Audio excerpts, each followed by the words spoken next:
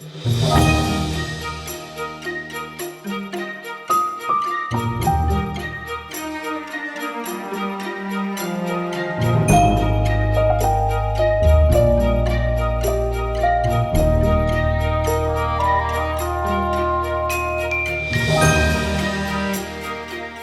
now at Seattle Yarns with Cheryl, and we've just taken off our masks because we had that conversation and we are fully immunized, and we're going to, so you can see our face. However, if a customer comes in, we will pull it back up. And we're talking about this awesome store in West Seattle. So, what prompted you to open your store, or is it an open the store or take over the store? We took over the store. Yeah. So Seattle Yarn has been a local yarn shop in this location for close to 30 years. Wow.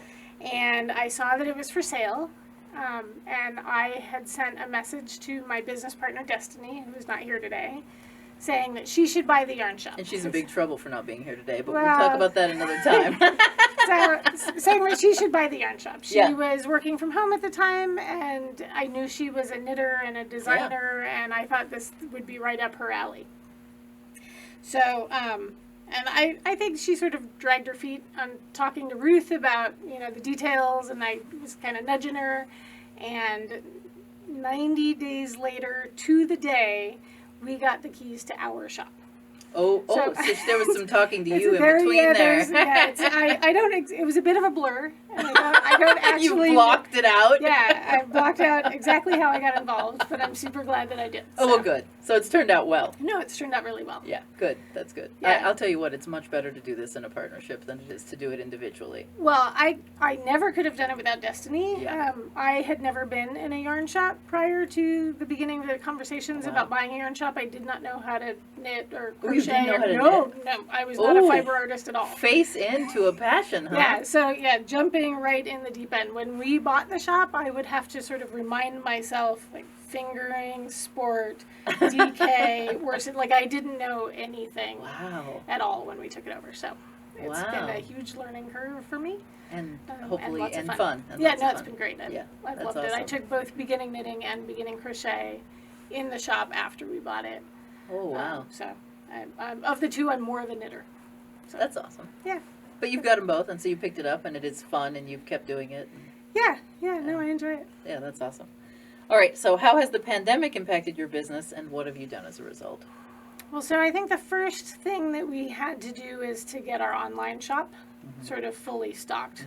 Prior to the pandemic hitting, we had mostly just classes that were available. Like you could purchase a class online, and that was about it. And so instantly we got all of our product online. Yeah. So, and then we've done a couple of remote classes. Elspeth has taught a couple of virtual classes in the winter, and she's doing like a shawl class now.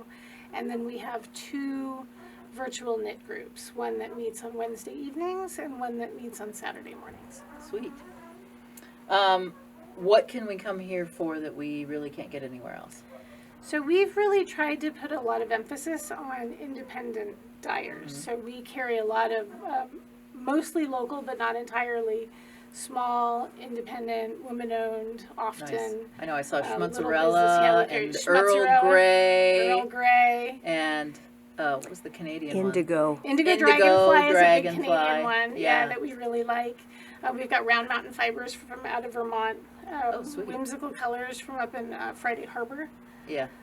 We do trunk shows, so we've got Seattle Sky Dye Works in the shop right now. Oh, we carry nice. Bedhead Fiber. She's local. Cedar House from Bellingham. Oh, so loads. Violet Valentine. Yeah, lots of them. Loads so and loads. we really like the indie dyers a lot. All right, what's your favorite fiber? Me personally, I am a sucker for the luxury fibers. I got a real soft spot for yak.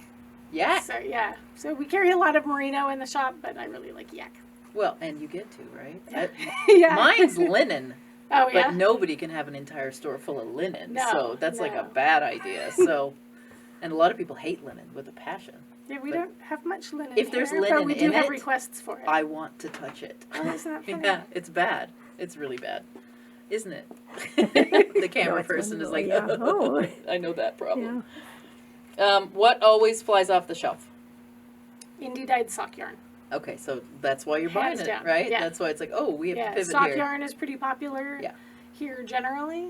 You know, in the winter months, like everybody wants something really bulky, but sort of consistently a good solid sock yarn. And Don't you, I feel like sock yarns are the best bang for a buck anyway, because you Absolutely. can knit on that so long. Yeah. But it's not so small that it's tedious. Yeah. But it's not so big that you run through it super fast. So And you can make anything. you can make anything. Exactly. What's your favorite book? Well, my favorite book You get to say that. is My Family and Other Animals by Gerald Durrell. Sweet. Do you know how many books that we have decided we need to read now because of what you guys are recommending? I think it's a great question. I'm sort of curious what else came up. What have we had? We've had Kate Davies. Cocoa Knits. Kate Davis' new book. Handy Woman, yeah. Handy Woman. We've had Cocoa Knits. We've had, with Redfern Grows. We had that nice, one come right. up. And then there's with another it, book that we want to read. Irish one about yes. Ireland. Yes, yeah. that we need to, it's fiction, but there's knitting in it. Oh, nice. So we need to look at that one too. I, of course, picked a book that had no knitting whatsoever. Yeah, that's okay. It's fine. We read too. Right? I'm reading all night long because the light has to go off and my phone can be on, so I read at night. What's your favorite gadget?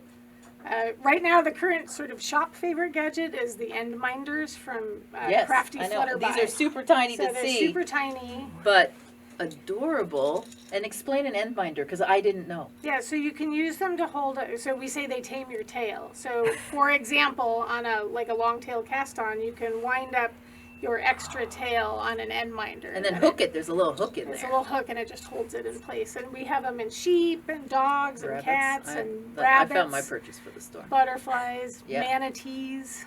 Oh my God. And I have, so many times, I have started knitting on the tail, and then you get halfway through the row and go, What have I done? Yeah. and you have to rip it back. This So will solve these that are problem for you. beautiful for that.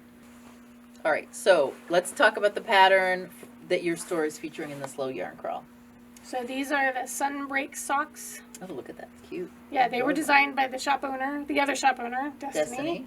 and using a local indie dyer, Violet Valentine's sock yarn, and they use slip stitches for a little pop of texture.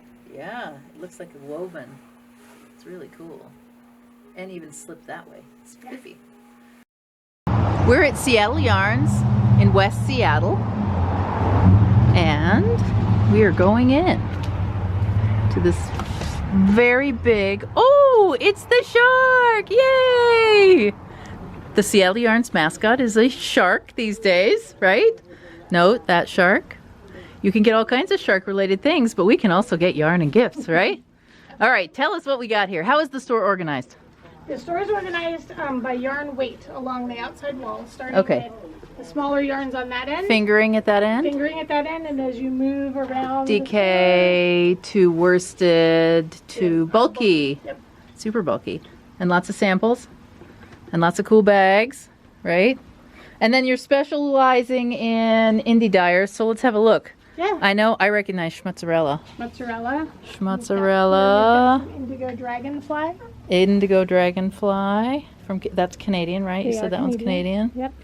And then we have Earl Grey And some sweet Georgia. and a little bit of Sweet Georgia. I don't know. She's a big girl now. I don't know if we Yeah. can call her indie dyer anymore, can we? And then I saw this. Who's this? Stilly Whimsical Colors? Whimsical colors. They're up in Friday Harbor. Oh, okay. Whimsical Colors. And then over here, I'm going to put my mask back on since we're in the store. Oh, I love this business card. More schmutz. Oh, Knitted Wit. Knitted Wit. She's also a big girl. Wild Star Fibers. Round Mountain. Round Mountain. Yeah, so this is a little indie too. Where's Round Mountain at? Vermont. Vermont. Oh, this is the Vermont company. Okay. Yeah. And then we've got Jorstad. Oh, look at all this. Jorstad Creek. Mrs. Crosby. More Schmutzarella. A little bit of Cedar House. Oh, nice. Lovely. This is the fingering. And then you guys have, this is the place to come for the cool gadgets. There's lots of We like gadgets. our notions.